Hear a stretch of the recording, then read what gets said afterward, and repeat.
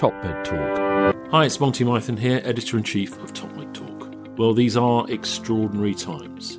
Despite all the challenges we face, we will continue to deliver free, open-access medical education for as long as we can manage it, as well as our new regular updates on COVID-19, the global pandemic of coronavirus. Reporting from the front line, we'll be concentrating on enhanced surgical recovery.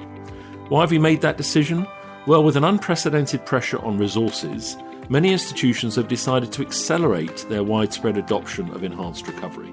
And why? Well, it's never been a more important time to reduce complications, readmissions, avoidable ITU bed occupancy, and to get our patients home fitter and faster after major surgery. As somebody who's about to get back into the trenches in critical care, to all my surgical, anaesthesia, and perioperative care practitioners, thank you for making this a priority. A big shout out to our sponsors, in particular Edwards Life Sciences, who have very generously agreed to continue to support this resource, that's TopMedTalk, at a time of global need. We're all in this together. We will get through it. It's going to be fine. Well, welcome to TopMedTalk. I'm Desiree, Chappell, host and managing editor of TopMedTalk, and I am here at the Enhanced Recovery for Cardiac Surgery ERAS Cardiac Training Day put on by Wake Med here in Raleigh, North Carolina. But today we have a special guest, Dr. Kevin Lobdell. He's a professor and director of regional CVT quality education and research at Atrium Health, as well as an advisory board member for the ERAS for Cardiac Society. So, Kevin, thank you so much for sitting down with us. Thanks for having me. Thank you very much. Yeah, well, it was really exciting. You were part of the dinner symposium last night and gave a short presentation there and had some really great conversation off the stage with Monty. I thought it went really well. What did you think? It was wonderful. Yeah, well, thank you very much. It's something that's really important to us. So we have just a couple minutes before everything wraps up for the day, and I wanted to sit down and just kind of get your opinion and your experience with enhanced recovery for cardiac surgery, as well as just an overview of the ERAS Society in general. So just tell me a little bit about your experience at Atrium. Where is that located? Their headquarters, Charlotte, North Carolina. It grew from, like many of these systems, a one hospital beginning, and then now with the addition of Navicent in Georgia, we're in North Carolina, South Carolina, and Georgia with about 50 hospitals, of which we have, and the numbers keep changing because we're in the process of merging with Wake Forest as well. Oh, okay. So we're somewhere up in the area of $11+ billion a year for an organization, and about 70,000 employees or somewhere in that area. Wow. It's quite a big place.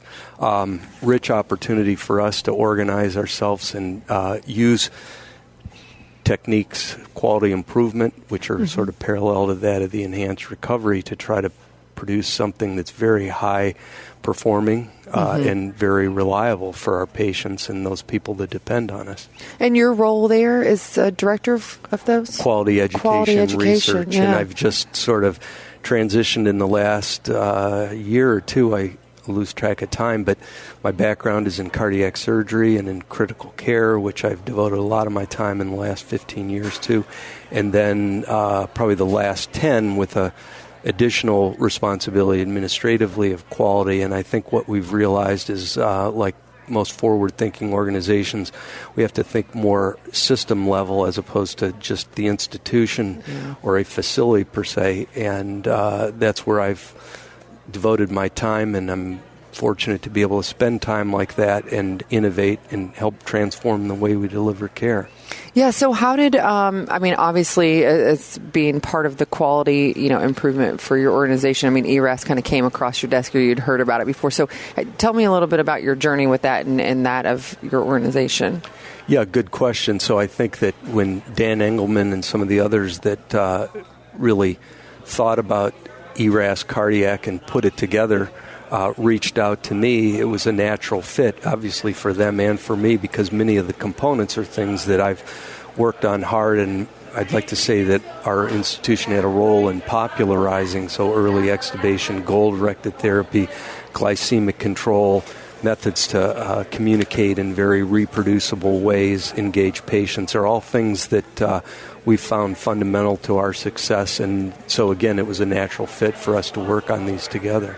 Yeah, so Monty and I, we were kind of going through the guidelines before and looking at all the different things that we thought, most of us are doing, over half of kind of the guidelines, but it was some of those key points such as like prehabilitation, that are typical, enhanced recovery, smoking cessation, which we know is really difficult. People say they're doing it, but are they really doing it, kind of thing.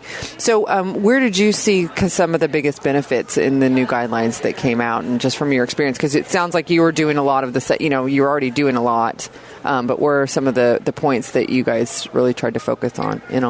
Well, I think one that maybe is a system-level focus for us, but we haven't focused as much in cardiac surgery, would be multimodal analgesia. Mm-hmm. And so thinking about using neuroaxial analgesia or anesthesia, regional anesthesia, as well as these novel methods to try to reduce the use of opioids has been a challenge for us. And when I say that, opportunity and challenge both, maybe to reinforce some of the things that we've done, but probably more importantly, just reinforce the importance of having a way of doing things, learning from it, and then tackling the next thing. Yeah, it's just the standardization through the system, I think, is so important. Well, tell me a little bit about the Enhanced Recovery for Cardiac Surgery Society, or the ERACS. Is that how you refer to that? ERAS Cardiac. I think initially it was ERACS, but there was a little bit of a question of that versus ERAS, and subsequently there was this partnership with the ERAS International. Gotcha. And then ERAS Cardiac being the cardiac component of that. So they're clearly related. Their aims are very much the same. It's been a great opportunity to be able to push some of the perioperative elements of cardiac surgery, which has traditionally had a focus on the intraoperative phase. And it's been very popular for the various societies. An example would be being invited to participate with the STS, or invited to participate with the ATS, or even the European Association. So I think it's shown that these areas are important, they're popular, and it's been very well received. I think alluded to last night that the JAMA Surgery article is one of the most viewed and downloaded manuscripts that has been tracked by Altmetric, as well as just JAMA Surgery itself. Oh, wow. That's fantastic. Congratulations on that. That is, that's great. Well, so whenever it comes to doing a little deeper dive in the society that you guys have, so heavy surgeon focused. I mean, you talked about STS. Yeah. So how are you guys reaching out to other organizations? I know I heard Dan last night say, really involving anesthesiologists, but, a lot of people have spoken to the fact that it's a multidisciplinary, collaborative approach to care. How are you guys reaching out and working with other types of organizations, other providers? I think probably paralleling the touching with STS, ATS, European Association has been things like the Society of Cardiac Anesthesia in addition, but just open door policy, really wanting to be interactive, inclusive of all those different team members that are the face of the care we deliver. So nursing and the APPs and pharmacy, we're really trying to generate as much interest and inclusion as we possibly can, which is probably going to challenge us at some point to define a little better the aims and sort of the structure, governance of the society. But at this point, it's been relevant, it's been well received, and that'll be a welcome opportunity and challenge when we get to that point, too. Yeah, absolutely. Well, just in our last couple of minutes, I asked Dr. Reddy, he sat down with us earlier, what do you see for the future of the ERAS Society, the Cardiac Society? Where do you really see it going, and how does it help? How will it help providers here in the country? And one specific question that I have, I know that's multiple questions, but one specific is that, whenever I go to these conferences, people are like, oh, you're talking to academics, you're talking to the academics. But I feel like this society is not just so focused on academics. It seems like you're really talking to everybody. And is that an aim? And is that where you hope to see this kind of go for your organization? Or what are you thinking? Yeah, I think that, again, if what we do mirrors the teams that deliver the care, we'll be successful. And then I think that there are probably three big opportunities for us strategically. One is to continually scan the horizon and try to figure out what are those greatest newer opportunities. At the other end of the spectrum, it's probably to take a deeper dive into the things that we think truly are most impactful for our patients. And we've talked about organizing ourselves around some of the work to do that. And probably in the middle of all of that, you hear a lot about implementation and how do we do this back home. That's probably something else we're going to have to institutionalize within ERAS Cardiac to really bring to the people that have interest what they need, what they want, as opposed to, like you say, just an academic approach. Yeah, the implementation science piece is so huge, and kind of the human factors piece. And I think that's really where all of this enhanced recovery in general is going to. It's like the ideas are great, but you got to be able to use it. You got to be able to do something with it. That's right.